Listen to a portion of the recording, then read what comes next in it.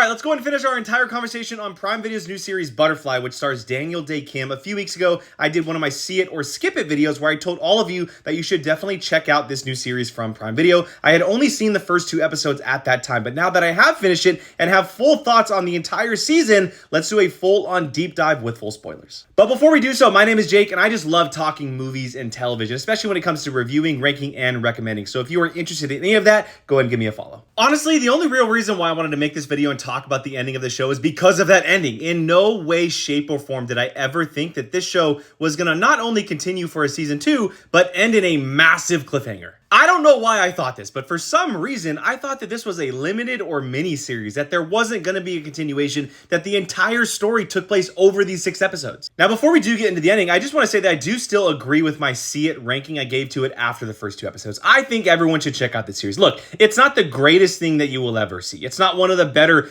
action-style shows that are on Prime Video, because there are some mechanical issues with the choreography. The dialogue can be a little cheesy at times, but I did find myself very interested in invested in the characters, especially Daniel Dae Kim. But of course, we're here to talk about the ending, and I've seen a lot of people, especially in my comments from that previous video, talk about how they are so conflicted about the cliffhanger that we are left off on. And I think a lot of people feel that way because it feels like we didn't really get anywhere if that is actually the case. If his daughter is responsible for the death of his wife, the series and story that we followed from episode 1 to episode 6 literally went nowhere. We basically just went in one giant circle and ended up back where we started. Yes, the story did end with them shutting down Caddis and them being investigated, but Piper Parabo's character and her main people weren't arrested. They weren't captured. They are on the run. They are in the wind, which means they get to restart everything that they were doing somewhere else under either a Caddis name or a new name, basically making it where we were at the start of the series. Now, I didn't hate the ending myself. I think it's a smart move to leave open a door, at least slightly, for the possibility of a season 2.